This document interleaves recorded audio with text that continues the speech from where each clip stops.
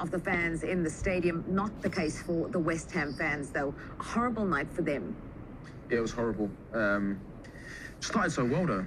You know, obviously, with Paqueta's goal, started well. That's how you want to start. It's sort of like reaction from the weekend. You know, conceded 3 goals against Sunderland, losing in that manner. And then after that, to be honest, it was similar to Sunderland. You know, they conceded 1, and Dan Tools. It was a horrible night. You know, to concede 5 goals at home. You know, in a London derby. You know, you can lose football matches, but it's the manner in which they lose the football matches. And you see the goals avoidable, no fight. Really disappointing. Joe, Jermaine mentioned that it started so well for them with that cracker from Paqueta. Let's go through it, and just your thoughts on his technique. Listen, it could have been a better start for West Ham for Paqueta. Paqueta's he's been AWOL for a while now at West Ham. You know, he's had these troubles, but this is him. This is the Paqueta we see 2 years ago that was driving the David Moyes team to win the Conference League. He was absolutely outstanding. He just picks the ball up, just direct touch, opens up for him. Casado tries to read him that he's going to play it inside.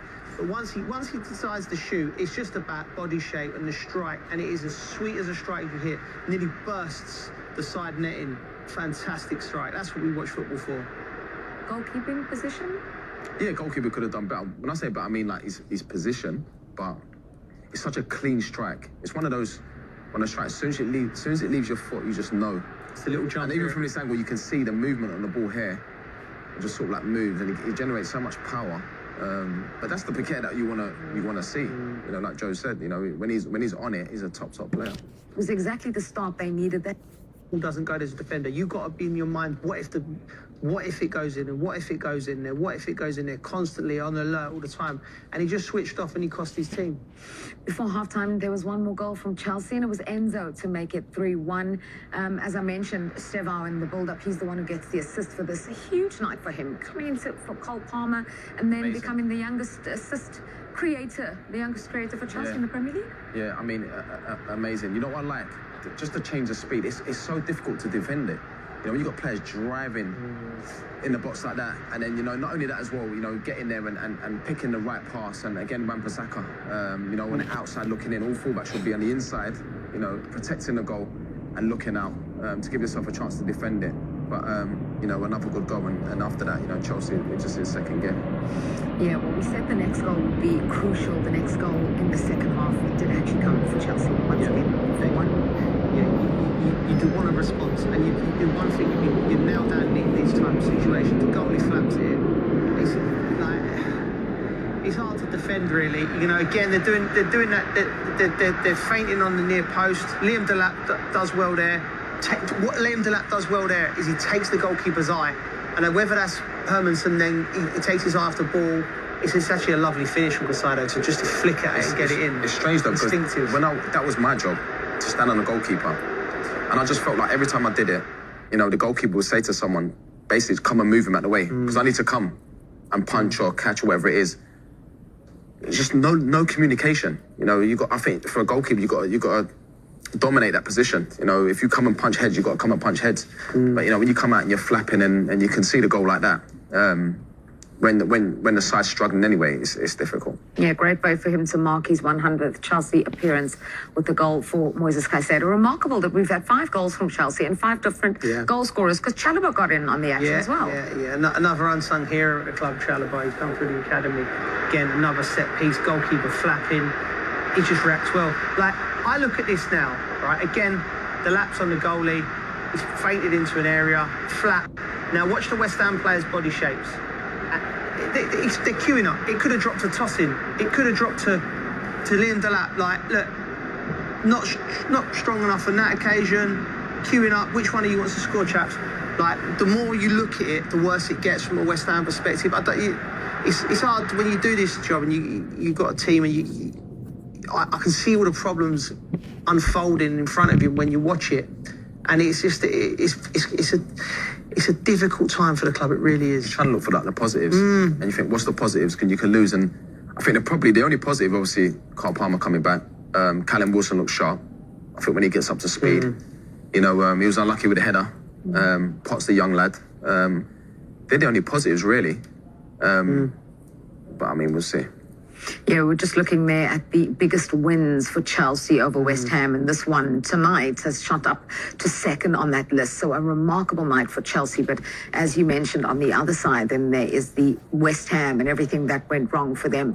It started so well. They had a chance. In fact, they thought they were 2-1 up with full crew. But from then onwards, the mistakes just cost too much. What does Potter say to the team now? What could he be saying in the dressing room? I think it's a difficult conversations. A lot of times, managers, it might not say anything. It might. I'm sure you'd have a meeting.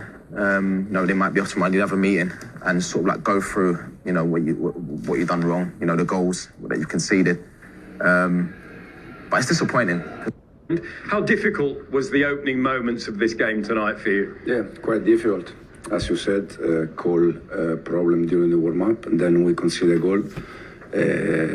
But I think the reaction was very good. We continued to play in the way we planned the game, and at the end, I think we deserve to win the game. Before we come to that reaction, can we just clear up the Cole situation? You kindly spoke to us before and said it was precautionary. Are you convinced it's no more than just that this evening? You mean the goal we conceded? No, sorry, Cole not taking part. Sorry, Cole. You said it was precautionary. In the last 4 or 5 days, it was not 100%. Yeah. And tonight, during the warm-up, he felt again something. So we prefer don't start with him, don't take any risk, or at least don't get worse, and we see in the next hours. Let's get to that reaction to you going a goal behind. How impressive was it from a coach's point of view? Yeah, for sure it was impressive, but it's what I expected in terms of we conceded after 5 minutes, 6 minutes, so there are still 90 minutes to go, an entire game, so there is plenty of time to recover the game, to come back on the game. And I think the most important thing is that the players, they continue with the plan, and at the end we won the game. You said after the Crystal Palace game there were many things you felt you could do better. Did you see that tonight, the things that you could do better? Time now, between now and the next game, what has to happen? I think everyone's got to look in the mirror, brutally honest. I think everyone has to. I think when you're sat in this position that we're doing, you have to look in yourself in the mirror, have some honest conversations with yourself, have some honest conversations as a group, which will be happening. And we have a cup game on Tuesday night, which is, full focus to that, because that's an opportunity for having a good cup run as well, which I think you always look forward to. And then we go to Nottingham Forest a week Sunday before the international break. So that international break can be a long, dark place if you're going into it 3 defeats in a row. So we have to have a reaction. We know that. I know that. And now we have to face the music, which will come over the next few days. We have to be brave to deal with that. And then ultimately we have to look at ourselves and put it right on the pitch. That's the only way this is going to change. Jared, we really appreciate you coming out. Thank you. Thank you. He's quietly annoyed, isn't he? If you're Graham Potter, what are you doing now? Reading the right acts. Are you? Yeah. It's just so far from good enough.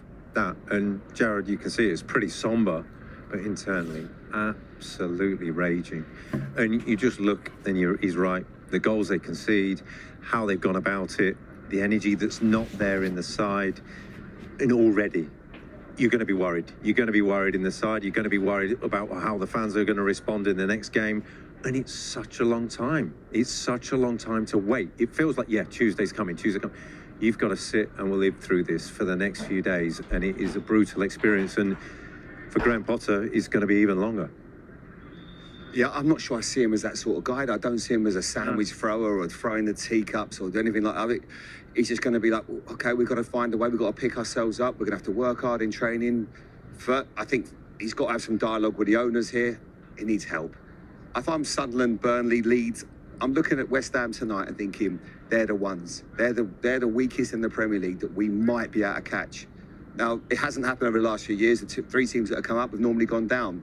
But I look at the three teams they should be looking at West Ham and going, right, we're going to be after you this year, because the confidence is so low. And we're talking 2 games into the season. I know it can sound like it's crazy, but it's not just the performance. You just get a feeling, don't you? You get a feeling, and you get this. I look at the squad, you know, and the manager's maybe not coming in with like an abundance of confidence. There's not a lot of belief with him either right now. We're here. But I also have an element of sympathy. When I look at the goals and I look at the defending, I think, what can you do with that? What about possible? What about when you?